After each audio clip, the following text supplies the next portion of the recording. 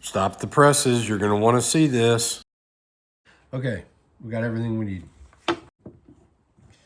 I think probably only started a tiny bit because you don't have any room to work. This goes to the inside. That side goes towards the handle. This is decently packaged, pretty intuitive. There's only 3 screws in this. It does come with instructions. Once you get those pieces under here started with a couple turns, and it just comes up and tightens. 90, 75, 60, so every 15 degrees. It's got bearings in there. Well, there's not a whole lot of room to work there to tighten. Well, let's plunge a hole. Then I'm gonna check it for square right out of the box. There's a depth stop collar that adjusts with a nut, a knob nut. I set it here and I'm gonna really force it to see if it will. I'm just gonna be real careful. Just make sure that I don't straddle these rubber pads. I think a base plate, a larger base plate, would add a lot of stability.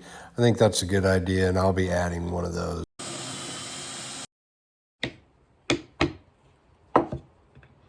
It's not perfect, but it's awful close. Well, actually, it's the same distance. I mean, it's just a hair.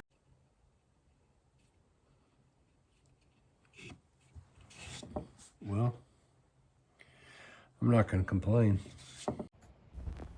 Here I drilled a 3/4 inch hole in this white oak, checking it for square also. Lines up, looks good.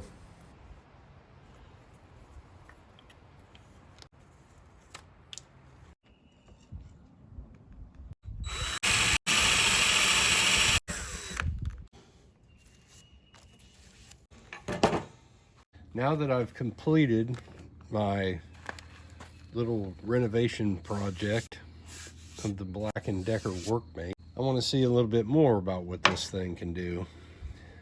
I just drilled a hole in this dowel and it did fine. Twist this. It's got the flanges here. Should line up to center.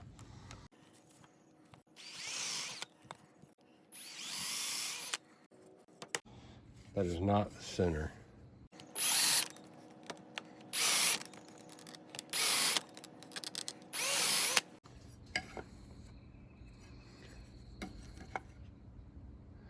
Well, it's not good for finding the center off of the flanges that are on the bottom of this base.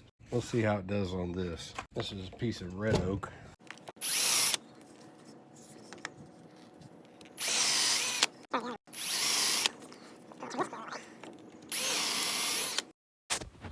Here I'm making a reference to the center point and checking it from both sides of the board. 29-30 seconds all the way across. 31-30 seconds. So it's not perfect on finding the center, but it's got to have a base plate, in my opinion, anyway. There is a little bit of slop in this. I'm testing these bearings in this.